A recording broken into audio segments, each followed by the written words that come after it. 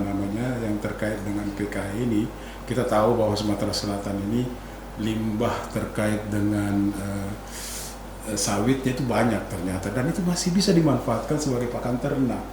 Salah satu produknya, biji sawit itu bisa diolah menjadi palm kernel expander. Palm kernel expander ini orang luar sana, terutama New Zealand, itu menggunakannya sebagai pakan ternak. Kalau menurut saya, terhadap standar IKT ini merupakan suatu yang harus dipenuhi seluruh pelaku usaha pengguna jasa yang mau mengekspor PKE dari Sumatera Selatan, sehingga dengan distandarisasinya lagi pelaku usaha yang ada di karantina Sumatera Selatan, dengerin tadi, mudah-mudahan kita menjadi salah satu pemenang dari penghargaan tersebut.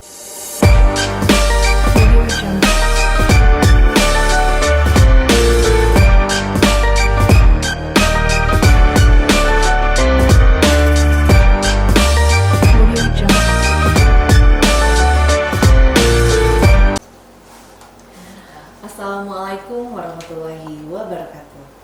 Berjumpa lagi di Kito Podcast, podcastnya Karantina Sumatera Selatan, media berbagi informasi dan silaturahmi dari Balai Karantina Hewan, Ikan, dan Tumbuhan Sumatera Selatan.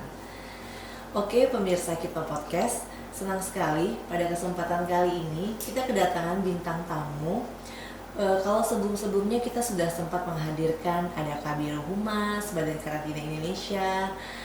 Kali ini kita menghadirkan bintang tamu yang tidak kalah menarik, yaitu Direktur Standar Karantina Tumbuhan, yaitu Bapak Insinyur M. Adnan MP. Bapak boleh disapa pemirsa Kito Podcast di rumah, Bapak. Oke, terima kasih banyak. Assalamualaikum warahmatullahi wabarakatuh. Selamat siang menjelang sore. Hari ini bahagia rasanya bisa diundang di Kito Podcast ini. Mudah-mudahan bisa bermanfaat nantinya dalam penjelasan-penjelasan lebih lanjutnya. Iya, terima kasih Bapak. Dan tidak lupa juga pada kesempatan kali ini saya didampingi oleh Kepala Balai Karantina Hewan Ikan Tumbuhan Sumatera Selatan, Bapak Insinyur Kostan Manalu MM. Bapak disapa pemirsa Kito Podcast. Assalamualaikum warahmatullahi wabarakatuh. Selamat siang, salam sehat, salam sejahtera untuk kita semua. Saya memperkenalkan diri, saya Kostan, Kepala Balai Karantina Hewan Ikan Tumbuhan Sumatera Selatan. Selamat siang untuk kita semua, salam sehat. Oke, jadi Pak Kostan, Pak Adnan ini kalau sudah masuk di Kito Podcast, wajib ya Pak menyapa pemirsa Kito Podcast di rumah dengan salam dari Palembang. Jadi Pak, nanti kalau saya bilang salam dari Palembang, Bapak bilang Kito Paca, ya Pak. Kita mulai ya Pak, 1, 2, 3. Salam dari Palembang, Kito Paca. Kerja ikhlas tercapai optimal, profesional, amanah cermat, akuntabel, dan konsisten. Terima kasih Bapak. Jadi pemirsa Kito Podcast di rumah, dalam kesempatan ini Pak Adnan ini berkunjung ke Palembang ini dalam rangka menghadiri FGD mengenai standarisasi pelayanan untuk ekspor PKE ke New Zealand. Bapak mungkin boleh dijelaskan secara singkat kepada pemirsa Kito Podcast di rumah, bagaimana sih standarisasi untuk pelayanan ekspor PKE ke New Zealand, Pak? Iya, yang pertama-tama sebelum masuk ke substansi pertanyaannya tadi ya, saya ingin sedikit menjelaskan sedikit aja bahwa kadang ada yang berinterpretasi berpersepsi bahwa standar itu adalah aturan atau regulasi yang dibuat oleh pemerintah tapi tidak punya manfaat. Padahal sebenarnya standar itu dibuat pada prinsipnya untuk kepentingan masyarakat, kepentingan pengguna standar itu sendiri, untuk menjamin atau memberikan jaminan mutu terhadap produknya. Jadi standar yang dibuat bukan standar yang dibuat oleh pemerintah untuk kepentingan pemerintah, tetapi sebenarnya untuk kepentingan para eksportir misalnya. Bahkan kalau ada impornya juga harus menggunakan standar-standar yang ada. Sehingga itu yang paling pertama. Nah, untuk standar yang yang terkait dengan PKI ini, kita tahu bahwa Sumatera Selatan ini limbah terkait dengan sawitnya itu banyak ternyata, dan itu masih bisa dimanfaatkan sebagai pakan ternak. Salah satu produknya, biji sawit itu bisa diolah menjadi palm kernel expander. palm kernel explorer ini orang luar sana, terutama New Zealand itu menggunakannya sebagai pakan ternak. Ya memang bisa mendorong kita ke Indonesia, kenapa kita tidak menggunakan itu juga? Seperti itu. Nah, ketika kita mau mengirim ke New Zealand misalnya sebagai salah satu terbesar ekspor kita, PKE ini, palm kernel explorer ini, itu 74% dari seluruh komoditas di tahun 2023 saja itu tercatat sekitar 26 juta ton, bayangkan itu 26 juta ton hanya untuk New Zealand untuk pakan ternak. Nah, kemudian di setiap negara pasti di setiap negara ketika kita mau mengekspor satu produk maka harus ada semacam, kita mengistilahkan dengan persyaratan fitosanitari. Persyaratan fitosanitari itu ada standar di dalamnya. Nah, New Zealand kita sudah ada kesepakatan bersama disebut dengan arrangement. Kalau istilah sekarang disebut dengan protokol yang sudah ditandatangani sudah lama. Sejak 13 November 2013. Pada saat itu masih kita istilahnya Badan Karantina Pertanian yang kepala badannya pada saat itu Ibu Banun. Nah, ditandatangani di sana sudah diatur sedemikian rupa beberapa standar. Standar suhu misalnya harus 85 derajat Celcius sampai dengan dikirimnya ke New Zealand itu harus ada standarnya. Semua harus dipenuhi itu sehingga memang secara singkatnya nanti kalau mau detailnya mungkin kita punya batas waktu di sini sehingga nanti akan kita sampaikan di kemudian hari mungkin dan bisa masuk ke websitenya dan baca pedoman umum registrasi untuk ekspor palm kernel explorer ke New Zealand. Tapi intinya semua ada standarnya. Jadi bukan dibuat oleh pemerintah tapi disepakati oleh kedua negara baik Indonesia maupun New Zealand. Semua tercantum di situ. Tadi sudah disosialisasikan sedemikian rupa. Pada awalnya memang sangat sulit, tapi setelah dialamin lama-kelamaan akan mudah.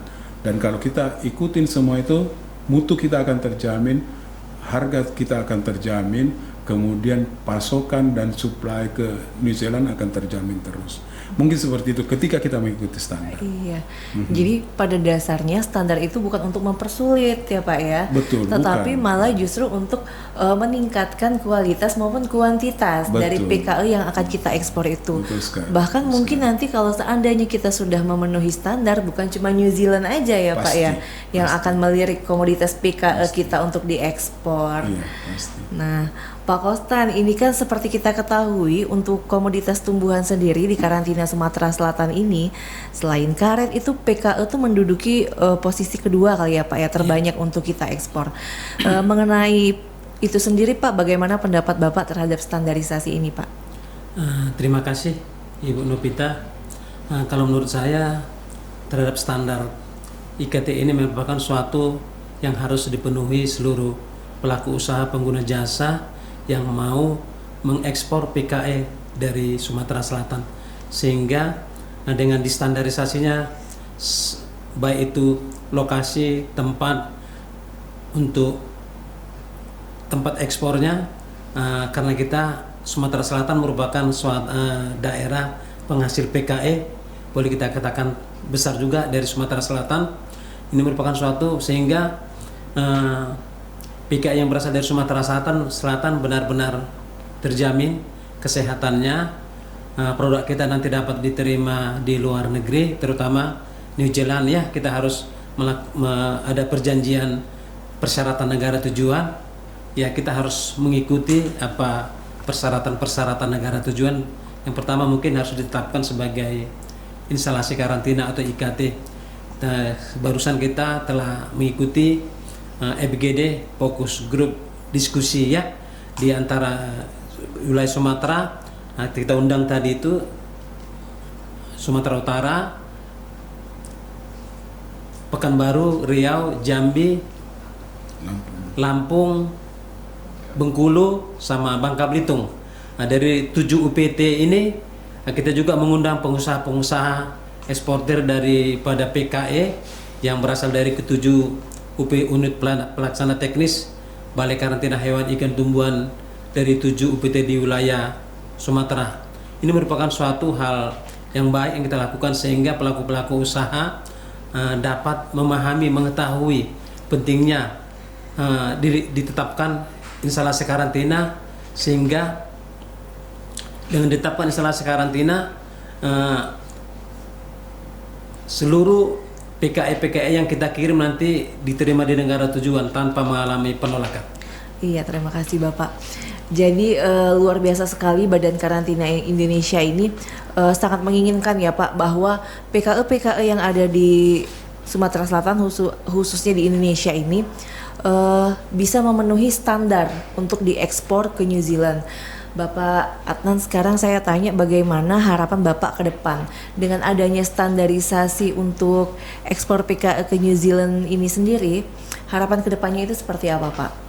Ya, pastilah harapan kita bahwa PKE terus bisa mengalir ke New Zealand, Selandia Baru, tanpa adanya rintangan, hambatan apapun. Karena yang perlu kita pahami bahwa dengan kita mempertahankan standar yang kita punya, dengan mengikuti standar yang ada dari suatu negara, pasti kepercayaan itu akan terus terjaga. Makin tinggi kepercayaan suatu negara, berarti kan artinya bahwa secara tidak langsung, pasti langsung atau secara tidak langsung, produk kita akan terus diterima di New Zealand terutama. Nah, selama ini belum ada tuh hambatan dan rintangan yang kita hadapi. Karena apa? Karena semua perusahaan-perusahaan eksportir PKE, terutama dari Sumatera Selatan, itu patuh karantina. Sehingga saya mau menyarankan begini, Ibu. Melalui Kepala Balai, bisa nggak diusulkan dalam rangka hari jadi Badan Karantina Indonesia yang ke-147 nanti, di bulan Oktober tanggal 18 nanti, kita mengusulkan bahwa salah satu penerima patuh karantina itu, awardnya itu dari Sumatera Selatan, khususnya PKE. Itu tantangan tersendiri buat kita nih. Mari kita sama-sama supporting itu untuk itu. Demikian. Jadi nanti pada hari jadi Badan Karantina Indonesia yang ada di bulan ini tanggal 18 ini ya Pak. Jadi nanti akan dipilih ini ya Pak ya. Iya. Salah satu pengguna jasa yang bisa yang patuh lah istilahnya. Iya, jadi harapannya Pak Kostan mudah-mudahan yang mendapat penghargaan itu salah satunya dari Sumatera Selatan. Ya, mudah-mudahan Bu, itu harapan kita. Jadi pemirsa kita podcast di rumah, apalagi pelaku usaha yang ada di karantina Sumatera Selatan, dengerin tadi, mudah-mudahan kita menjadi salah satu pemenang dari penghargaan tersebut. Baiklah pemirsa di rumah, Pak Kostan mungkin ada yang ditambahkan lagi sedikit mengenai, mungkin bukan cuma PKE aja Pak ya yang harus memenuhi standarisasi untuk pelayanan standarisasi ekspor PKE. Berhubung kita di sini Pak Kostan udah kedatangan Direktur Standar Badan Karantina Karantina Tumbuhan Badan Karantina Indonesia. Pak, dalam waktu dekat ini kira-kira ada peraturan terbaru apa Pak dari Badan Karantina Indonesia? Ya, banyak penyesuaian nanti akan kita hadapi khususnya di dalam standar karantina tumbuhan ya, terutama untuk pihak lain. Kalau IKT itu diistilahkan dalam bahasa regulasinya adalah pihak lain. Iya. Dan di sana itu sudah ada beberapa aturan bahwa instalasi karantina itu harus berbadan hukum, bukan lagi berbadan usaha, sehingga harus ada penyesuaian. Banyak standar-standar, kemudian masa berlakunya juga menjadi 3 tahun. Kemudian banyak hal lah. Mungkin secara detail mungkin kita sangat singkat waktunya, sehingga yang paling utama adalah tadi berbadan hukum, kemudian dia 3 tahun, masa berlakunya 3 tahun, yang biasanya 1 tahun, kemudian bisa diperpanjang, nanti akan menjadi 3 tahun. Dan betul tadi bahwa standar-standar itu bukan hanya PKE, semua komoditas ekspor kita harus terstandar. Tentunya standar Indonesia dan standar dari luar negeri. Biasanya dituangkan dalam bentuk satu protokol atau arrangement atau import permit dan seterusnya. Semuanya akan diatur sedemikian rupa sehingga nanti kualitas kita, daya saing dan nilai tambah akan lebih meningkat. Oke, terima kasih Bapak. Mungkin Pak Kostan ingin menambahkan sedikit lagi nih mengenai peraturan baru yang akan diterbitkan oleh Badan Karantina Indonesia tadi yang disebutkan Pak Adnan tadi Pak. Ya, terima kasih Pak. Terima kasih Bu Novita. Sesuai dengan aturan-aturan standar-standar yang sudah berlaku sekarang di Badan Karantina Indonesia, terlebih pada saat ini perusahaan atau pengusaha pelaku usaha IKT dari Sumatera Selatan itu ada 6 lagi dalam proses. Mungkin di minggu depan sesuai dengan arahan Bapak Direktur Standar Karantina Tumbuhan tadi di gedung ada mungkin sekitar nanti dalam waktu 2 minggu ini ada nanti 2 yang terbitkan SK-nya. SK IKT-nya, mungkin 4 lagi nanti menyusul dan dalam proses. Harapan kita ke depannya semoga ya seluruh produk dari Provinsi Sumatera Selatan ini memenuhi standar semua dan memenuhi diterima di negara tujuan tanpa mengalami penolakan. Iya, amin. Mudah-mudahan ya Pak, harapan kita ke depan seperti itu. Iya. Baiklah pemirsa Kito Podcast di rumah, mungkin podcast kali ini cukup sampai di sini aja karena keterbatasan waktu juga. Dan juga Pak Dir mudah-mudahan suatu saat bisa kembali lagi ke Kito Podcast ya Pak dengan materi-materi yang menarik lainnya. Baiklah pemirsa Kito Podcast di rumah, demikian itu saja podcast kita pada kesempatan kali ini. Boleh kita sapa lagi pemirsanya. Assalamualaikum warahmatullahi wabarakatuh. Waalaikumsalam. Waalaikumsalam warahmatullahi wabarakatuh.